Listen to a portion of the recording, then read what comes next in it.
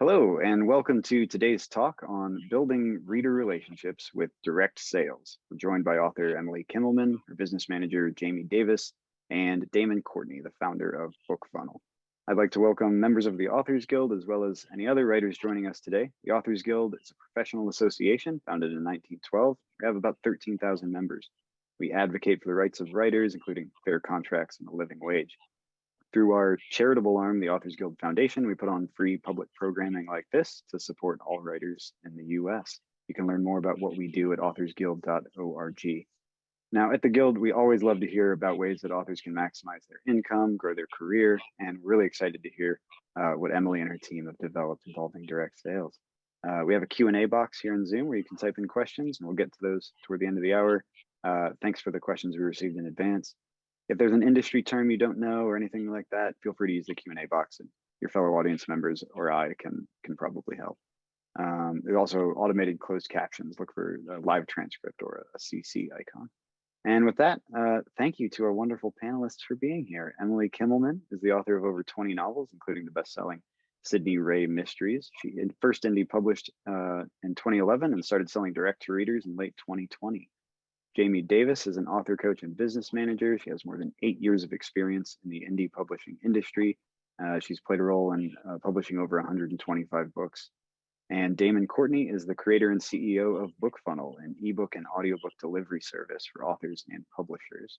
He's a lifelong software engineer and a self-published fantasy author, so he's a unique expert on publishing as it relates to technology. Let's get started, and I'm going to turn it over to Damon first to give us some background info. Hey everybody, how you doing? So I have two apologies to make up front. One, I lost my voice a few days ago, so if you've ever heard me before, this is not what I usually sound like, but it is what I'm sounding like today. And two, I'm down in Houston. We're currently being battered by storms, which you frequently get down in Houston. So if my power goes out, you'll know it because you'll see it. I suddenly go kind of dark, but I'm still lit up. But if I lose power suddenly and I drop out, then Emily and Jamie will run on stage and take over because that means that I am out of juice.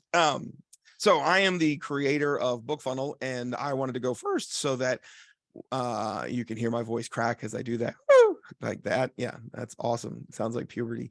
I wanted to go first so that I could kind of give you guys a little bit of a breakdown of BookFunnel, because as it relates to direct sales, BookFunnel plays the role of delivering the digital products to readers. So, and I say digital because we don't do physical delivery like print books and things like that.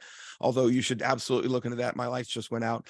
You should absolutely look into that for if you are going to be setting up direct sales. Print is a huge seller, and I'll let Emily and Jamie talk more about that. But just to specifically note that BookFunnel doesn't handle physical delivery of items. We are in the digital delivery business, ebooks, audiobooks, PDF companions, and things like that.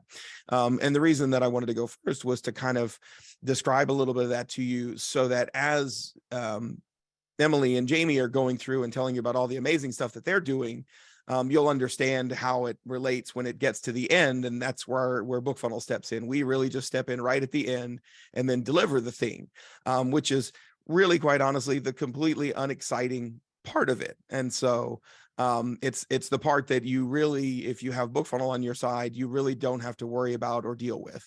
And so what BookFunnel does is we are a platform agnostic delivery system. So that means that we don't care what kind of device the reader has. If they have a Kindle Fire, they have a Kindle e-reader, they have a Kobo e-reader, they have an iPhone, they have an iPad, they have an Android tablet, it doesn't matter.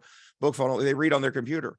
BookFunnel is going to be there to deliver the digital product, whether it's an ebook or an audiobook or a PDF. And the reason that that's important is that, you know, when you're selling through a platform, you're selling through Amazon or Kobo or Barnes and Noble or any of these big platforms, you really don't have a choice in delivery. They're going to do it all for you. You know, somebody buys a book over on Barnes and Noble, they're going to read it on their Nook reader, or they're going to read it in the Nook app on their iPhone, or however they like to read.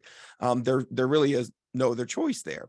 But when you're selling direct, you don't know what device the reader has in their hand. You don't know what they like to read on.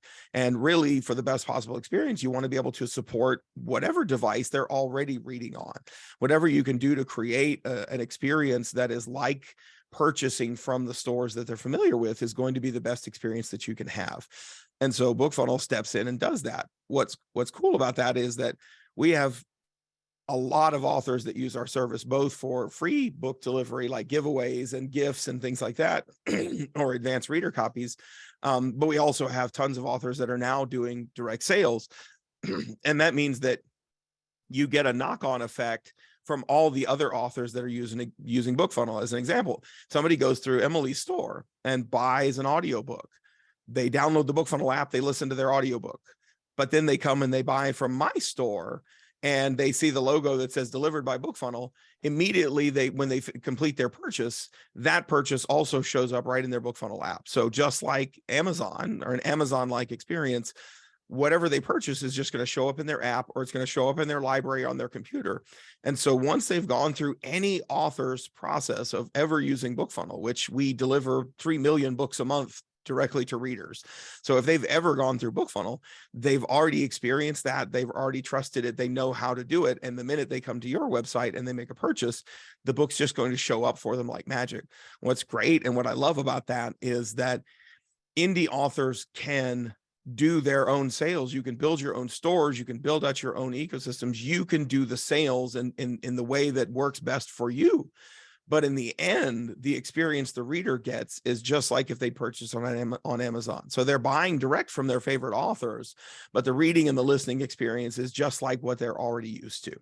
And I love that. The more authors that we've had that have been using direct sales, the more that we've seen readers being willing to buy more directly from authors when they realize, oh, this is easy. I've done this before. I make a purchase and I tell the story that when BookFunnel built direct sales delivery years ago, we've had it since 2017, so over 5 years. And when I first built it, I didn't want to. I didn't think that I didn't think it was necessary. I didn't think that that a lot of authors wanted to build their own stores. I didn't think readers wanted to buy directly from authors. I finally just built it because authors wouldn't stop pestering me about it. I'm like, fine, here's your direct sales. But they surprised me, both the authors that were the sort of leaders of the pack that were willing to step out in front and try selling direct from their own website, as well as the readers who really surprised me. It turns out that readers actually love their authors way, way more than they love their platforms, right? They might really like Amazon, but they like Amazon because it gives them an easy delivery for the authors that they already read and love. And if those authors weren't there, if those authors were selling somewhere else, then they'll move along and they'll go buy from those authors somewhere else. And so I tell that story now because we talk to hundreds of readers every single day over at BookFunnel and our support team. And readers absolutely will buy directly from authors' websites. They love their authors. And even if it's just something as simple as a simple message that says, hey, you can find my books everywhere. You can buy me on Amazon. My books are widely available on Amazon, Kobo, Barnes & Noble, Google Play, wherever you want to buy them. But if you buy them directly from my website, I get the more, I get a little bit more money comes directly to me. And those readers that love you, those super fans that read all of your books and read everything that you put out, they will absolutely buy directly from you because they want to support their authors. They want you to keep writing. Right? More than anything else, they want you to keep writing, sometimes way faster than anyone is humanly capable of writing. Anyone is capable of writing because the minute you put the book out, they read it. And the very next day, they want to know when the next book is coming, even though it took you months to write the one that you just delivered. So BookFunnel steps in and handles all the delivery for that. Whatever digital products you sell, if it's ebooks, audiobooks, PDFs, combinations thereof, you can actually bundle them together, and BookFunnel handles bundling all on our side. You don't have to create some sort of crazy bundle of 8 books in a box set. You can actually just give them all 8 books and create a bundle on the BookFunnel side.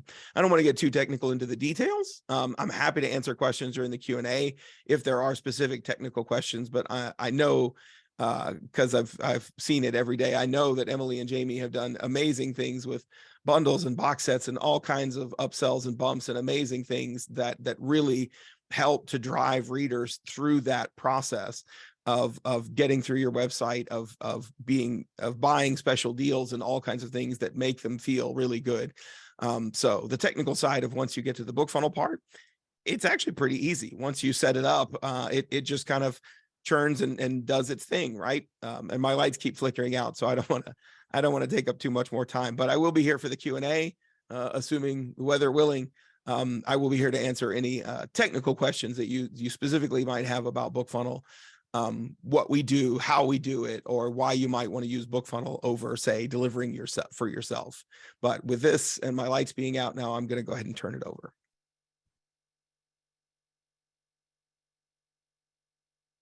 Thanks, Damon. We definitely could not do what we do without you, and we really appreciate it. And so Jamie and I are going to present now on building reader relationships with direct sales. And Damon touched briefly on the idea of your super fans will buy from you. And what we're going to talk about in this is how you can actually use direct sales to create super fans. So chicken and egg, but in this case, direct sales, then super fan. Johnny already gave our intros, but we'll do them again. I'm the author of over 20 novels, including Sydney Rye Mysteries. I published my first book in 2011, started selling direct in 2020, and I love the freedom of being my own boss. And direct sales is kind of the pinnacle of that to me. There's a reason I'm an indie author, and there's a reason I sell direct, and it's all about control. Thanks, Emily. As Johnny said, I'm Jamie Davis. I'm an author, coach, and business manager with more than 8 years of experience in indie publishing. I've played a role in publishing more than 125 books and add more every month. I specialize in creating space for established authors to spend more time writing and less time managing their business, where they'd rather be. So I started as Emily's business manager in 2016. We quickly realized that we share a love of not only collaboration, but experimenting. So after years of learning, honing processes, we founded Hydra Revolution, an author coaching and consulting business to help others develop long-term sustainable growth. This presentation specifically focuses on the strategies that we use to build reader relationships with direct sales. So what is direct selling? Well, it's selling self-published books from your own website and landing pages. We are not taking the place of retailers. We're actually in addition to.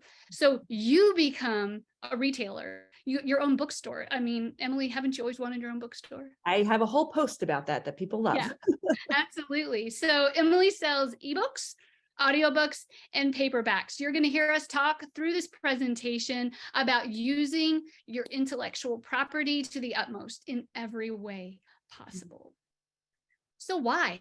Why should you sell direct? Well, what did you say, Emily, about control? I love it so much, I put it in my bio. Absolutely. There is no bigger control than selling direct. You get to control the relationship with your readers, not a retailer, no one else. You get to control it. So this is an amazing part. You keep all the royalties. We're all familiar with releasing a book in January, and it's March before you see any royalties come in. And there's a gap. If you're advertising, Emily, how much do you like getting money immediately or within 2 days? It's a game changer to have that cash flow, because when any indie author who's published a book, even if your ad spend isn't big, you've got to float that ad spend until you get paid. So it can be a scary 60 days, right? Whereas now with PayPal, the money, I can access it within minutes of the purchase being made. And there's not a single one of my transactions that is more than 48 hours before the money is in my account. Which is awesome. Yeah. So another thing with selling direct, you can use tracking pixels on your pages, which makes your ads more effective. You have more powerful retargeting, and you can track those conversions. And I'll tell you something that we seriously love is knowing which books that readers purchase. That's valuable. Probably the thing that I love the most is, and I would say probably Emily it's up there with her aside from the money aspect, is the reader email addresses. You're not going to get that with retailers. Amazon, Apple Books, Barnes & Noble, Kobo, Google Play, they're not giving you the reader email addresses. Email addresses are your only really true in real estate in this business. We've all heard horror stories about my Amazon account was deleted, Facebook closed my page, or I lost 1,000 followers. Whatever happens, if you have those email addresses, you have not lost the connection to your readers because you can go back and talk to them again. Yeah, it's so So true. Emily, why don't you talk a little bit about the tools that we specifically use for selling direct? So, one of the things that Jamie and I always start out when we talk to other authors about selling direct is a compelling offer that's not available in other retailers. And so, we're going to talk more in detail about what we think makes a compelling offer. But you need something that's going to make people sit up and pay attention and make people willing to trust you, that it's enticing enough that they're willing to really, take a leap with you. And we think you need a landing page where the only thing they can do on it is buy your offer. So there's no distractions. And I am not talking about your website. So I have a website that is on Shopify that has direct selling. We did not set that up until I'd been selling direct. I'd made over 6 figures selling direct before we set that up, just selling off landing pages, because we're talking about getting new readers here. When you're building that new relationship, you need a landing page where they can't go look at your blog posts. They can't go look you up on Facebook. All they see is that amazing offer. And the only thing they can click is the buy button. You need a cart. So once they click on that buy button, you've got to take their money somehow. And that cart also needs to communicate with BookFunnel so that your digital products can be delivered to them. I use ThriveCart on my landing pages, and then my website is built on Shopify. Both accept all major credit cards, PayPal, Apple Pay. And I think it's important to mention here that I never see my customers' payment details. That's not something that the customer necessarily knows. So that is one of the trust issues you have to overcome. They are giving you their credit card details. They don't know that I never see those. And if I was a scammer, maybe I would be looking at them and stealing them, but I don't ever see them. It's not an issue. You don't have to worry about keeping that safe. It's not your problem. You need BookFunnel.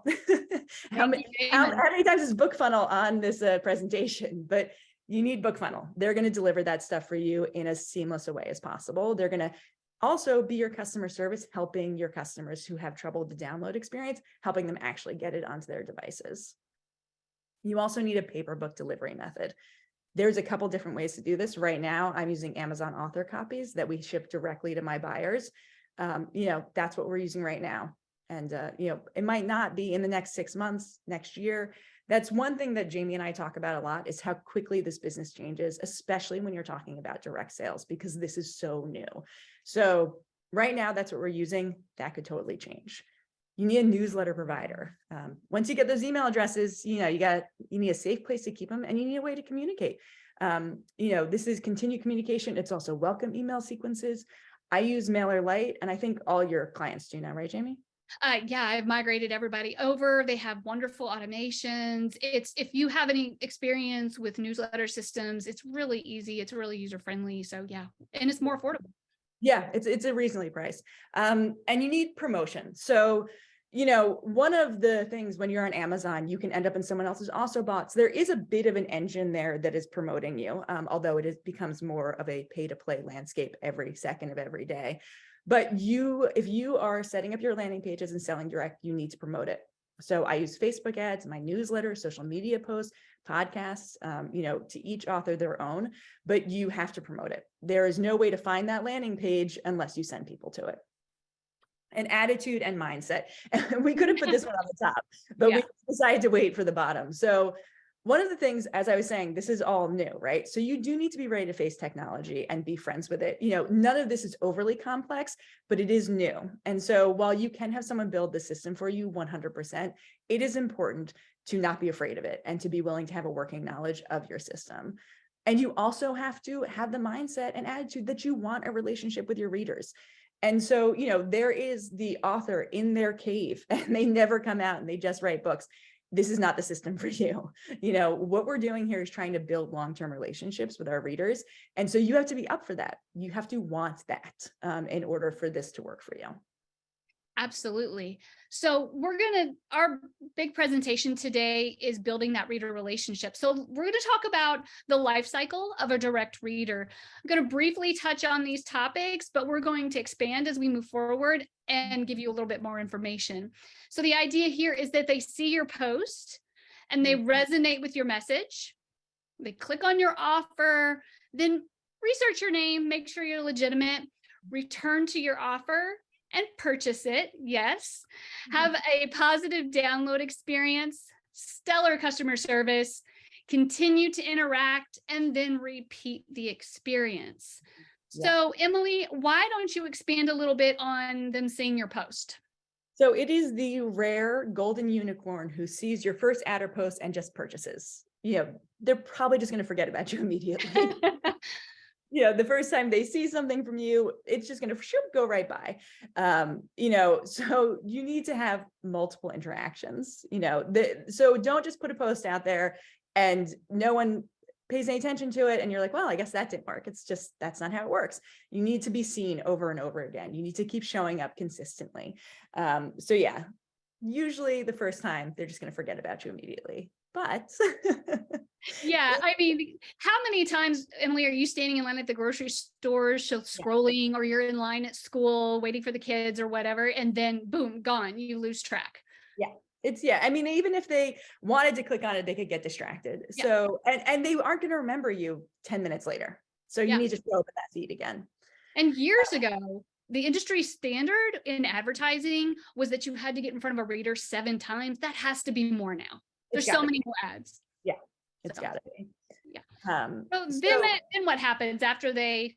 So once they finally notice you and they actually read that post, the goal is that they're going to resonate with your message, that the readers you are going to build a relationship with are going to resonate with your message.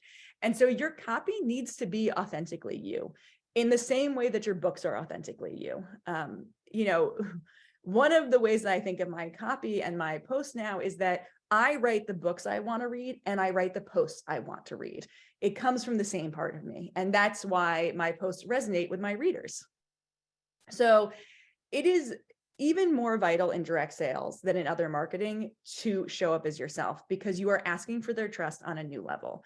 You're not just asking for them to go to Amazon and spend money on your book and expect the time to read it to be worth it. You're also asking them to trust you with their information. So it's just another level that you need to break through with them. But of course, once you do break through, you have a stronger relationship.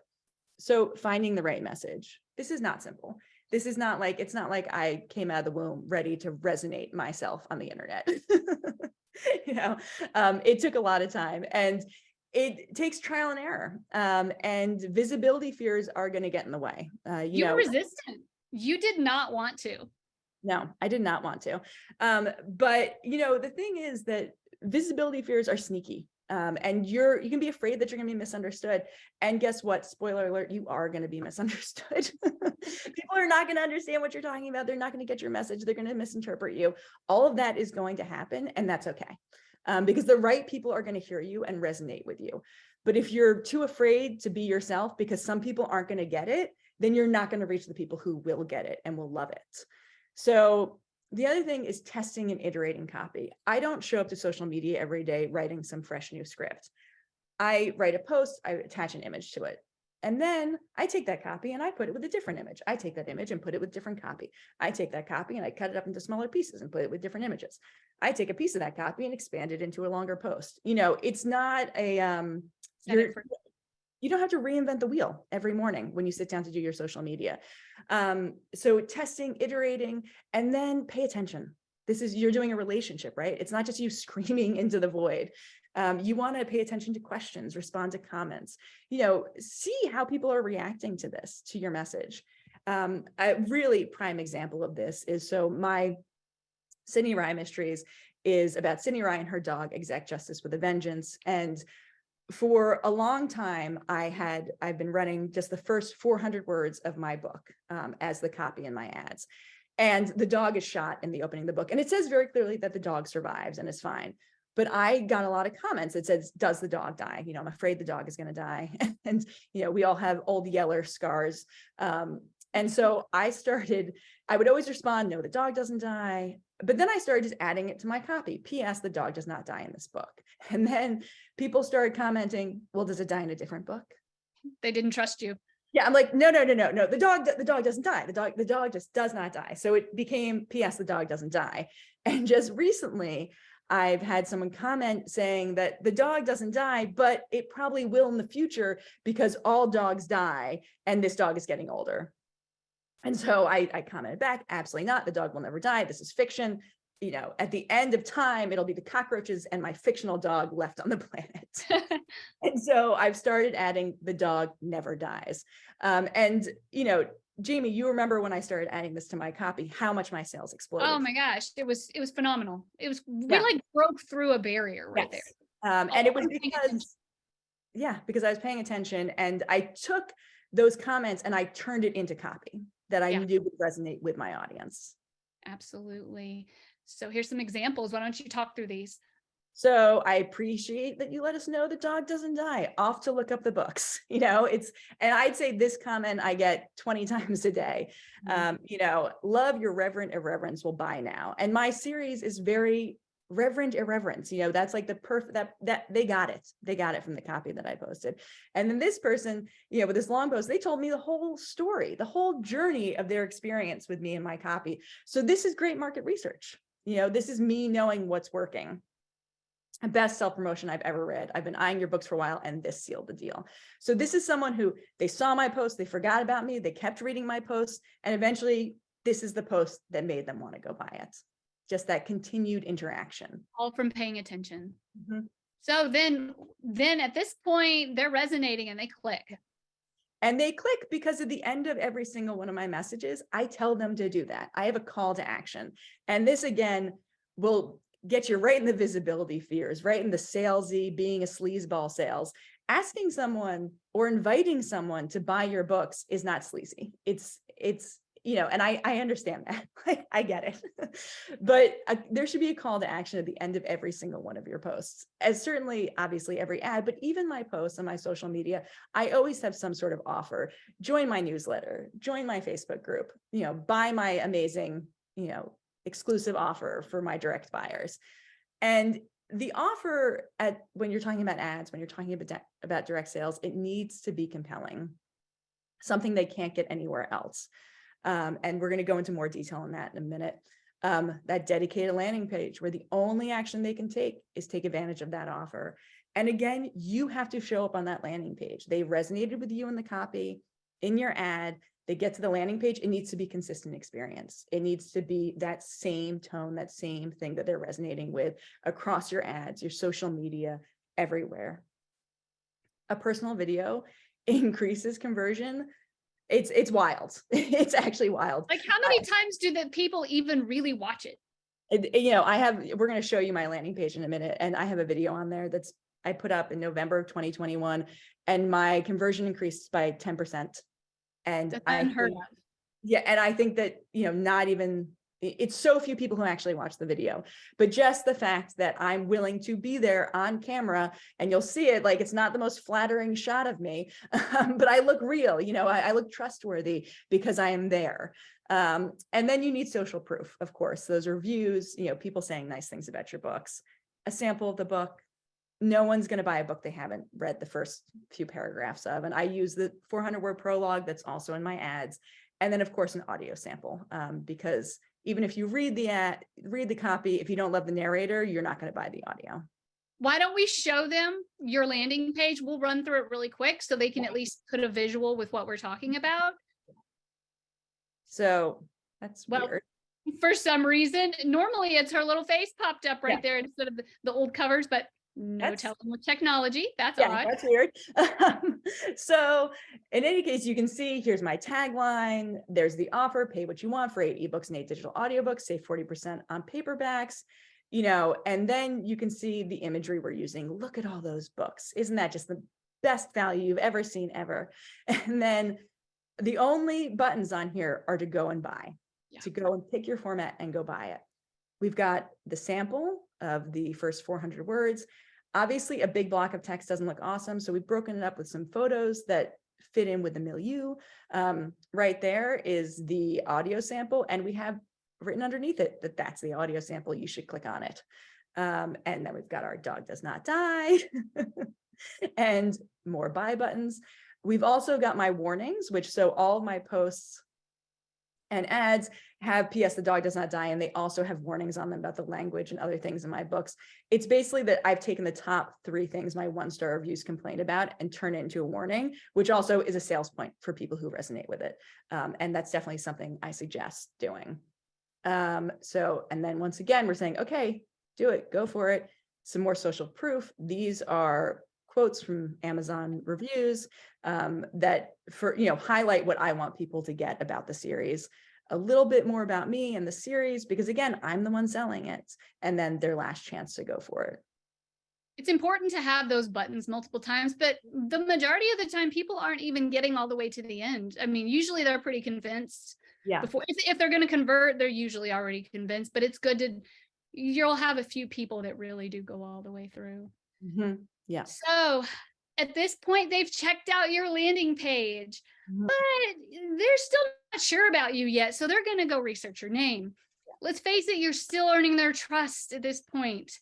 So what are they going to do? How do I know this person is real? Well, they're going to go check you out. They're going to go visit your social media. They're going to Google you and look for your website. They're going to go to their preferred retailer. They're going to go look at Barnes & Noble, Amazon, wherever they prefer to buy their books, and check you out. And Emily, how much do I talk about consistency? It's your middle name. Sorry, Mom, I think it's changed. Yeah, consistency really does matter. They have to believe that the person that is making this incredible offer in this ad is the same one that has verified reviews on retailers, comments from happy readers on their social media posts. It's so important. There's one common mistake that I really do see is that profile pictures across all the different places will be completely different. You'll have the 20-year-old picture on Amazon that looks nothing like you anymore. Then maybe Instagram has this post or this picture of you with like it's cut out of your family and other people's shoulders and arms are all in the picture, kind of blurry. And then maybe your landing page has this pretty nice, professional looking picture and then something different on the website. Guys, try to make this as consistent as possible and look as updated as possible, because we are trained in an age of buying online to look for those little inconsistencies, even if it's subconsciously, because we want to make sure you're not a scammer. So let's make sure that covers are matching across retailers, your website, the landing page where you're making this great deal. You want those covers to be the same unless for some reason you're giving like a special package thing with a special edition cover. But overall, you want the blurbs to be consistent across retailers, landing page. Don't forget BookBub and Goodreads, because they might go to Goodreads and look for you. You just really honestly don't know where a reader is going to go in order to verify you are, quote, real and not just a bot or a publisher using somebody's name.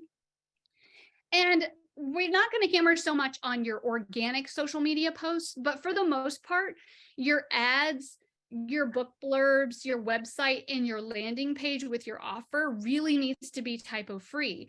Because another thing we do is we all get those phishing emails where like, hey, you've won $1 bazillion over here in Nigeria.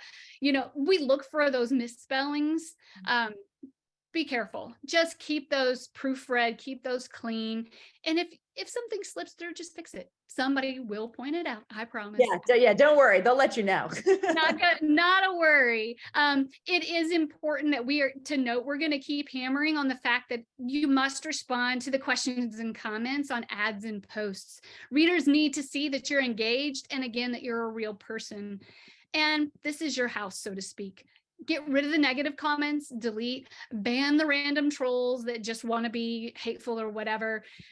Delete that stuff. Let's not go there. So here's a few examples of what we're talking about. This person wanted to know when the next part was going to be released. Well, they bought the first 8 books and they thought that was it. Lo and behold, they comment back and Emily has 9 to 14 ready to go for them. And that's just a sale. This person, they converted, right, Emily? Yeah. Within an hour, they'd gone and bought it. Yeah. Another person wanted to know, are you going to release audiobooks? Hey, guess what? We're using that intellectual property to the utmost. So yeah, we ran out of room right here. So she did comment back with the audiobook link. There you go. There's another sale. And then, of course, is Blue still alive? Hey, Emily, are you sure you're not going to kill him? Are you absolutely sure? Yeah, no, I think that my readers would come for me. I would have to go into that reader cave and barricade the doors. I'm coming for you. So let's not, the dog never dies. So this is another example of why people ask. And this last example, it's not that this is what we would call negative, but we did delete this one. And here's why. I removed the email address from this image, but they left their email address. They just wanted some help. It's our job to protect readers as well. So we grabbed their email address, reached out to them, and deleted this comment so those random trolls cannot reach out to them. So at this point, Emily, they're ready to return to your offer. What happens? So, and this is where we're going to talk about what makes an amazing offer. What is the offer that sent them searching to make sure you were real? It was so good. So, what are you packaging? When you're selling direct, you want that initial order value, that initial purchase to be as high as possible. And that's for several reasons. One being that if you're spending ad money, you need to pay back that ad money. You need to make a profit on that. Another is that the more a person invests in you, the more they invest in you. If someone spends a chunk of money with you, they're going to be more invested in your books. Whereas like a free book, I've given away millions of free books. And I've actually had people take advantage of this offer and then be like, oh, and I realized your first book was on my Kindle and it's been there for 5 years. And I'm like, right, that offer wasn't that compelling, I guess, because you certainly didn't go read the books. So, so I have a long series, therefore I do an 8-book box set. But if you don't have a long series, I know authors who do, a book with a notepad and a mug and kind of, it's whatever resonates with your readers, whatever is going to make them stand up and pay attention and think this is something I can't resist. So the thing is, your offer needs to have a hook, just like your books, just like your blurbs. There needs to be a hook that gets your reader. So my offer has 3 hook elements, 8 books. That's unusual. That's unusual because you can't sell an 8-book box set for more than $9.99 on Amazon. And so that's not going to make you that much money because otherwise you have to start taking 30% royalties on it. And it's just not worth it anymore. I actually came up with the idea because another author was advertising an 8-book box set in a genre I don't normally read, and I bought it. So I was like, oh, well, that worked. You binged it, didn't you? Yes, exactly. So my people are binge readers. And then the next strong hooky element is that I let people pay what they want. That doesn't mean it's free. They do have to pay something, but there's a minimum, but they can pay what they want for it. And that gives them ownership over this process. So that is a hook. Also, the fact that you don't hear that often is another hook. And we get some weird ones. This morning, we got $22.50, which I took a screenshot, sent it to Jamie. I was like, well, that's a strange one. We have fun with this. I still like the $12.67. Where did that come from? And it's like, it amazes. Where did they get that? That's amazing. Where did they pull that from? And those are outliers, but it's kind of, when you think about how should I price my stuff, let them pay what they want. It becomes a hook. And people have paid $100 for the record. People will pay the minimum and they'll also pay $100. So it's a huge range. And this final hook is all possible formats. So you can get my books on ebooks that you can read on any device. Thank you, BookFunnel. Yeah. Audiobooks or paperbacks. And the reason this is a hook is purely because most people usually read one of those. So it's a rare, golden, beautiful unicorn who will buy all 3. And I have a few of those readers. I love them to death, but that's not the average reader. The average reader wants one of those 3. And if you don't have that 3, it's over for them. They're not, if you don't have paperbacks and they only read paperbacks, they're done. They don't care. Same with ebooks and audiobooks. So having those, that intellectual property. Yeah. And that it's a hooky element unto itself because of that. So when they purchase your offer, there's lots of ways to do this. I use ThriveCart as my cart. It's easy to design. It's a drag and drop. So it's easy for me. And I can put my bump offer right there on the page. So they've clicked on that landing page. They've gone, there's the 8-book box set. And then I've got a little box that says, hey, do you want to buy the next 4 for another amazing exclusive deal you can get nowhere else but right here in this moment? And a huge percentage of people go for that. And that is helping getting that initial order value up, that initial investment up, so that they might leave literally with my entire series. I have a funnel that once they've bought those $4, for books. So then they check out, they've already transactioned. I've got their money. Their BookFunnel send in the books, but I've got a thing that pops up and says, well, do you want book 13? They can pick yes or no. Do you want book 14? Yes or no. And so I'm trying to pull them as deeply into my world as I can while I've got them with their credit card details already in. So, having that funnel for the rest of the series, really, it's about getting that initial investment up. If you don't have that many books, use merchandise. There's a lot of different ways to do it. And the key is to do it in a way that resonates with your audience. Absolutely. So at this point, you might be thinking, I'm checked out, I'm done. No, you're not. You've got the books out there, they purchased it, I'm finished. No, please, you're not done. I even wrote a post recently and published it out there in a few places that is about protecting the reader experience. I'm the one that deals mostly with readers, and I talk to readers a lot. Their downloaded experience needs to be as seamless as possible. A bad download experience is going to harm that budding relationship. You're brand new in this relationship. You're feeling each other out. If something is not really done well and you're not making sure that you've been through the process and everything works smoothly, you could not only damage the possibility that they would ever purchase from you directly again, but maybe the author down the road that they come in contact with who does have everything all seamlessly laid out, they won't buy from them. They're just going to assume, oh no, buying direct equals bad.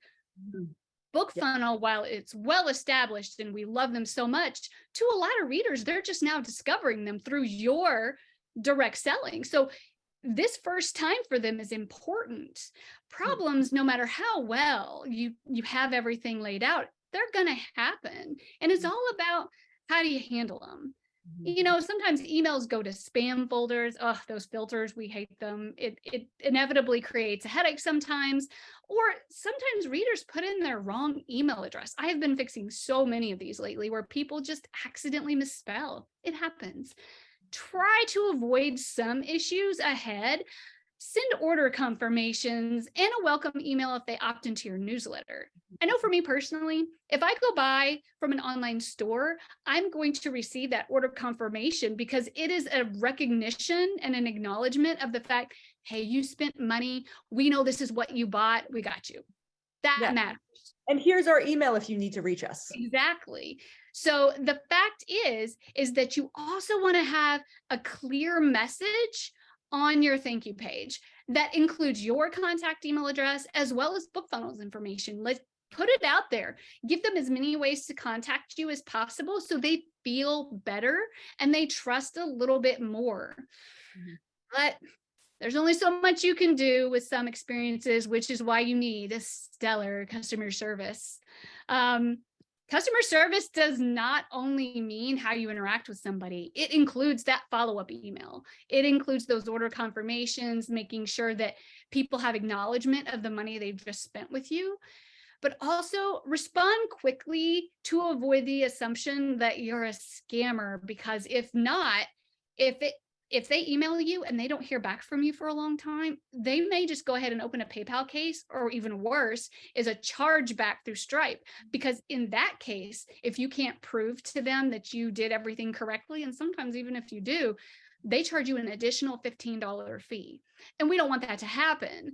We save everything. We save all of our correspondence, all of our invoices, we save everything. And we managed to win. We don't have that many chargeback cases anymore. Brought them down a lot. When we first started, we had more. And you really pushed that initiative within the business to be like, we need to have our email literally everywhere. All these things you're talking about, once we implemented these, it brought all of the customer service requests down. Yeah, it really did. I would suggest BookFunnel. Oh my gosh, we could not do this without them. We're never going to stop talking about how much we love BookFunnel. But the fact is before you bump to them and just say, hey, fix this, do just a quick amount of research, because maybe that reader misspelled their email address, or maybe I just had a girl that I dealt with for 4 or 5 days, really nice. She was just slow to respond. But come to find out at the very end, I had 15 ways to Sunday, looked for all of her information. It didn't exist. She was like, oh, oops, I just realized I didn't actually complete the purchase. I got to the end and forgot. It's like, no big deal. Here's the link. She's happy. She goes back through. And why would I put BookFunnel through that? Because it didn't take that long each day for me to answer her question and do a little more research. I do have a set of, I have all the copy and paste responses that I might possibly need, in case, it makes it a little bit faster. But I'll tell you, you have to be mentally prepared for the people who won't be placated. And I've had a rough couple of days with just a couple of people. Oh, I have been cussed. I have been shouty capitaled, as I call it, where they're yelling at you in the email. I had somebody in my personal messaging that I was trying to help through a group just ripping into me last night, no matter how hard I tried. It's going to happen. Mm-hmm. Building relationships with readers does not mean accepting abuse. It really doesn't. There are going to be times, and especially, they should be glad it's not Emily dealing with it, because she has a lower threshold for that, which is fine. Do what you can to help, but sometimes silence is golden, and you're done conversing. You refund them, and yay, Thrive Cart. We love this cart because there is a blacklist option, and it's one thing I think I'm gonna beg Damon for down the road, and please add this so that the same email address can't come back through and start this process again and abuse again. But honestly, we don't have a whole lot of that. But the more success you have with your ads and the more you're selling, it's impossible in any business to please 100% of the people 100% of the time. And just know that you don't have to do that. So once they've got their books, they're happy. If they had any issues, they had Jamie there, they had BookFunnel there, they felt supported. We're off to a great start in this awesome relationship. But we want to continue it, right? Like, it's not like, okay, you've got the books, bye-bye. No, we want to continue to interact. So emailing consistently. I send out a weekly newsletter, find your rhythm. But I have people so I send out a weekly newsletter, and I would say, more than half the time I'm making that 1 to 8 off from the newsletter, which tons of people have taken advantage of. Guess what? Still tons of people take advantage of it. Also, people will email back who took advantage of it just to say how much they love the books and have a moment of like interacting with me or Jamie, depending on who's answering the emails. Post on social media regularly. Continue interacting with reader comments. Once people love your books, they come back to comment on your posts, which is amazing. And then you can say, oh, thank you so much. My ads have tons of posts in them of people saying how happy they are with the books. And that is amazing social proof, because people know I can't fake that. So, and sharing is caring. When you are writing posts that resonate with your audience, it starts to become that you are speaking for them. They feel like this is a part of them, and they share that. So my posts get shared all the time. And a quarter of my sales now from my ads come from people actually sharing that ad onto their own feed rather than from my paying for traffic, which is amazing. So someone saw my ad, clicked that share button, it went onto their personal profile, and then someone bought off that. We've talked about trust a lot in this, and there is no bigger shortcut to trust than one of your readers saying this person is trustworthy. Yeah, absolutely. Definitely. So you want to repeat that experience, right? You want to continue interacting. Once someone is your fan, they want to support you, and you want to provide ways for them to do that. Every time they see another post, it should include an offer. Even if it's one they've already taken advantage of, they can comment on how good it is. Or it's a new one. You can sell them more products, merchandise, different formats of the same book. Obviously your new book. And this is where I use my Shopify website. So that's for my existing audience. I don't try and drive new traffic there. That's for people who already know me and want more. They can find all sorts of cool stuff on there. Direct sales provides a connection between the reader and the author, so they feel like they're supporting you specifically, and they're more inclined to read your books immediately. So we do my pre-orders on my website now, and we get almost as many pre-orders on my website as I do on Amazon, and it's actually increasing with each book we launch this way. The amazing thing about it is, so when let's say you're selling your book on Amazon, your pre-orders, you get paid 2 months after the book launches. You might have sold that book 6 months earlier. Personally, I get paid when someone buys that pre-order. And then the book is delivered to them, obviously, the day that it launches. We do a week early. Kind of perks like that are always nice for your existing fan base.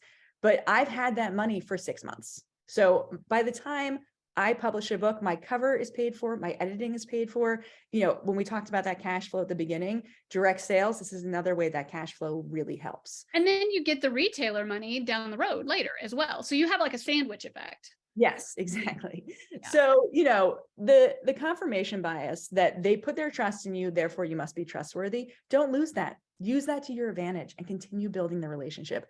They will share your stuff. They will tell their friends about you. You know, Absolutely. that relationship is what is also going to get you new readers. Definitely.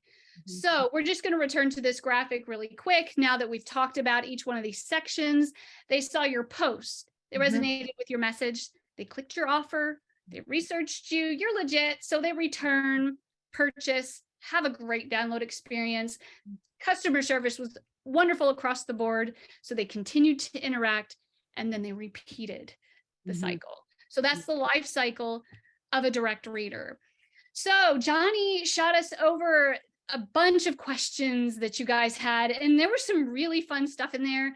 There were some things that really weren't in the scope of what we could cover in this webinar. And so we grabbed the most common ones to answer really quick here. Some of you wanted to know what the most common mistakes that authors make in direct sales. Not protecting the reader experience. Make sure it's seamless.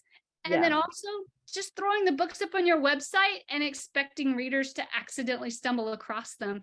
If you want to make it work, you have to continue pushing it. Yeah, promotion. Yeah, several people wanted to know, is there a lot of resistance among readers to buy direct? I don't know. Are you building your trust with them? Are you showing up in their world? And I also personally say that it's like a Venn diagram. So you have your two circles. You have the people that are never going to buy except on their retailer of choice. You cannot break them away. And that's not what we want to do. That's not our goal, because we have another group of people who are so excited that they can support you directly. They love that small business mindset. And so they will go, and that's all they do. But then that's going to overlap. And then we have the readers, that group that however you get in front of their face, whether it's direct sales, whether it's Amazon, I don't know, a carrier pigeon, they're going to buy in the moment. They don't care. They just want the book. We like those too. It's not about trying to pull people away. It's about trying to find the new, like the retailer people, awesome. The direct sales people, awesome. You want to just have this whole thing. Yeah. What about taxes? Emily, are you an accountant? I am not an accountant, and I don't even play one on webinars. You do not. Please work with your accountants on this. If you don't have one, pay for an hour of their time, because we believe in hiring experts. We are not experts in everything. In every state, city, county, they all have different laws and rules. Ask your accountant, spend some time with them. And then a lot of people wanted to know, can I sell direct if I'm traditionally published? Again, for every 100 contracts, there's 100 different versions. Sit down with your agent, your lawyer, the publisher, whatever, ask the expert. Yeah, because there's instances where you may not have ebook rights, but you have paperback rights, or you may not have audiobook rights, but you have ebook rights. We don't know that and can't possibly know that. So this is just our stay in touch information, which Johnny's also going to share. But Johnny, we're going to throw it back to you to cover any other questions that maybe are in the scope that we can help with. Yeah, thanks so much. That was fantastic. You covered quite a lot. We received a lot of questions, so forgive me if I ask something that you went over. Totally okay. Okay, so first of all, some people wanted to know, do you have a sense that this works better for certain genres over others, or if a series is required for this to be really successful? I don't. I think that there's there's Pierre Alex Gentry is a poet who sells direct. And he does amazing. So I think it's about resonating with your audience. So it doesn't matter what you're selling as long as you're resonating with your audience. It's how you package things, just like for him, what is he selling with that poetry book? Of course, for Emily specifically, mystery thriller readers, they love those binge reads. So for her, having an ongoing series, it's very common that series sell well, but it's really how you package things. I was going to say about books already with a traditional publisher, if nothing else, you can eventually try to get the rights reverted to you, and then it's pretty easy to make a new ebook edition and do anything like this that you want to. some people want to know, if you don't mind, what sort of results do you see from the pay what you want? Is it a lot of the minimum, or some people just throw No, I 20 would say bucks? the minimum at this point is very rare. It's unusual that we get the minimum, and if we get the minimum, the upsell is almost always attached. Just to have the minimum come through is very rare at this point. I've done a lot of testing and iterating on my cart, and now our average order value is actually around $40. People feel invested because they love the fact that you're giving them, hey, what's your opinion? What do you think? Oh my gosh, you want to know what I think this is worth? Wow. Yeah. And also because my copy resonates with them, they feel like they're kind of a part, like it'd be like stiffing a friend almost, they've gone and researched me. They've had this whole journey before they're purchasing. So they're already pretty invested. They don't want to do the minimum necessarily. Yeah, that's rare. Is Damon available? Are you with us, Damon? I am, yes. I lost power for, I've been sitting here the whole time. I did lose power for a few minutes, but I was able to come back on. Great. A couple technical questions. I know Emily uses ThriveCart. Some others maybe use Square, WooCommerce, and don't want to switch. What's compatible for that processing? So BookFunnel has a direct integration with Shopify, PayPal, PayHip, WooCommerce, ThriveCart, and Gumroad. So all the major platforms that are out there. The other two big ones that we would like to add would be Wix and Squarespace. We see those a lot.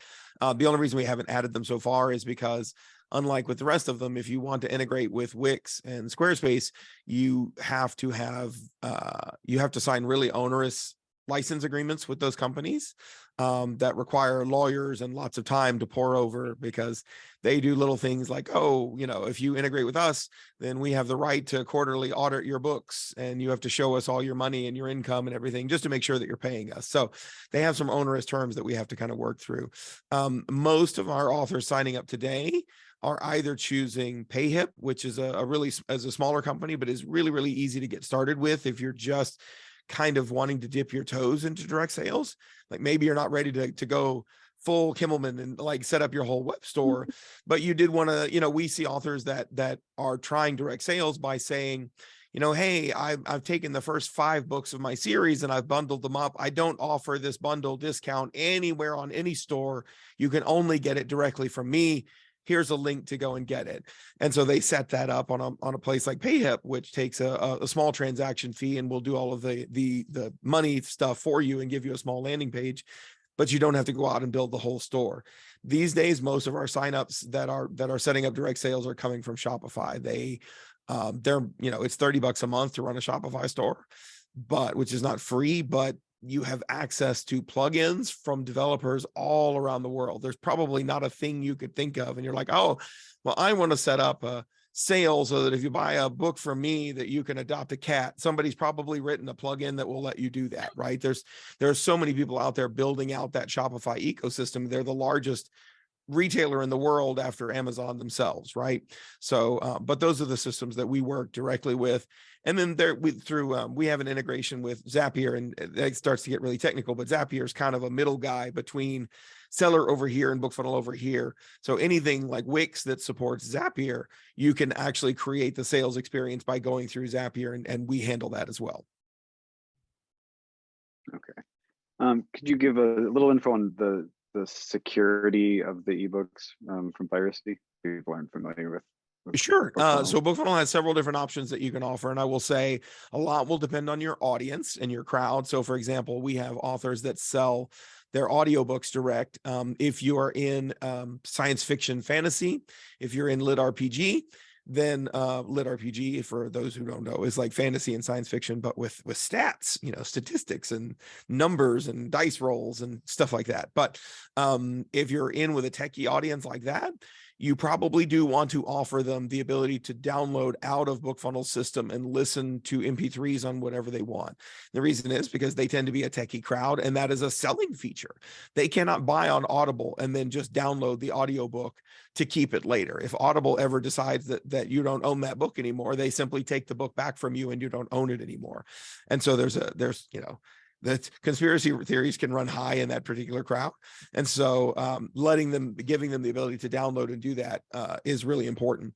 BookFunnel, started initially as the ability for readers to download a file and then send it to the device that they already want to read on. But we've since gotten a lot more features along the way. So the sort of 3 levels of the control that you have as a BookFunnel author are hidden. BookFunnel puts a hidden watermark into every file we distribute through sales. So somebody buys a book, they get the file from us, they put it on their Kindle. We have hidden watermarks throughout that file so that if that file ends up getting pirated, we can trace it back to where it came from, who originally bought that book. So it doesn't stop the book from getting out there, but we can find where it came from.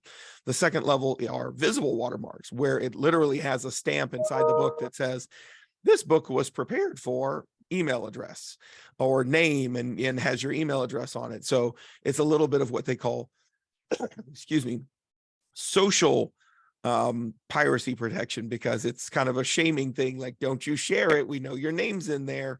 And that's a second level. And then the third level that some authors choose is restricted delivery, where the reader doesn't actually receive a file. They can only read it or listen to it within the BookFunnel app or within our cloud reader. We have a browser-based reader that can read on just about anything.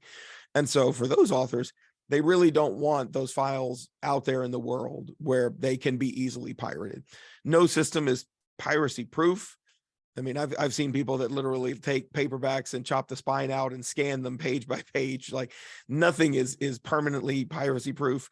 But we offer the controls. BookFunnel's motto, our standard operating procedure is that we let you decide. If for the authors who are like, yeah, I don't care about piracy is going to happen anyway, I want my readers to have whatever file they want, however they want to read it, then you can do that.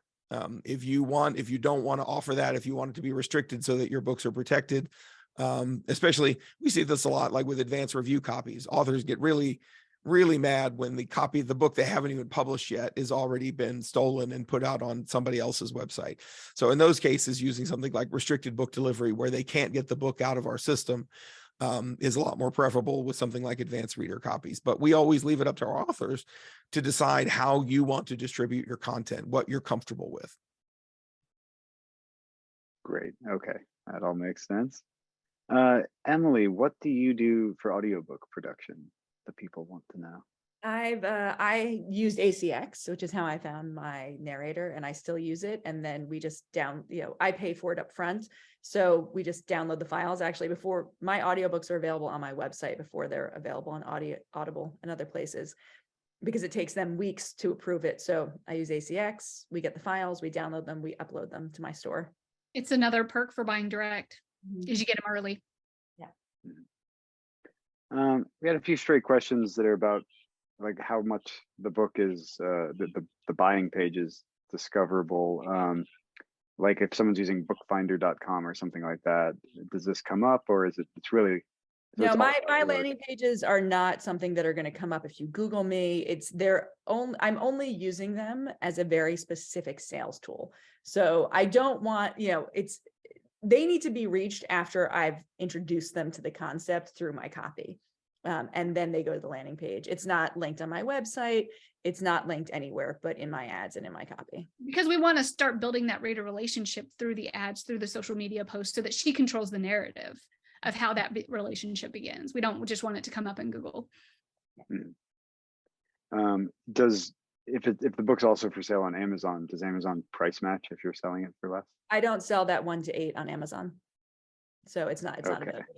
Also, this came up a few weeks ago. Some author had asked us the same thing.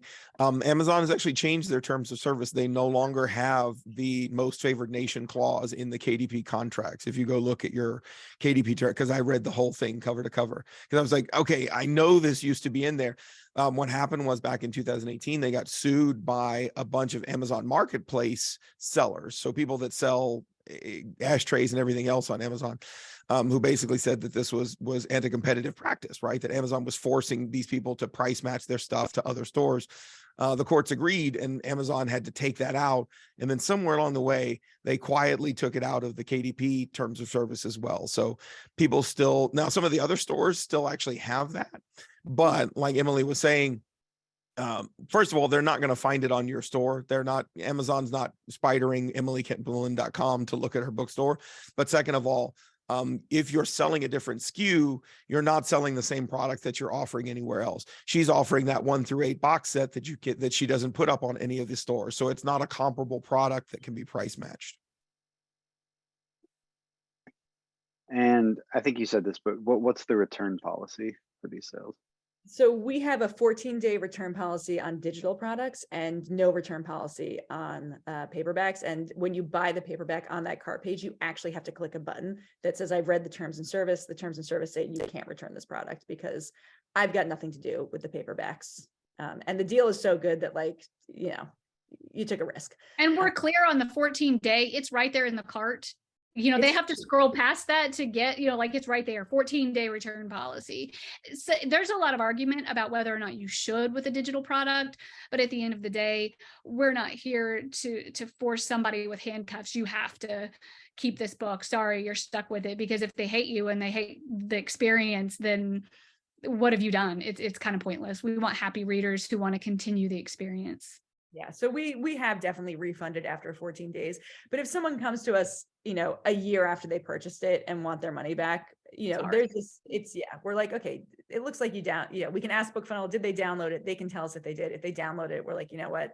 No, just no. But we're lenient on the 14 days, but we do have it very clearly written. That's generous. That's great. All right, well, we've gone over the hour, so I think we can pause it here, but we'll send a follow-up email to everyone who registered for this, including resources from our panelists and contact info. Damon, Emily, Jamie, thank you so much for being here. This is a great topic. Thanks for sharing this info with us. Thank you so much.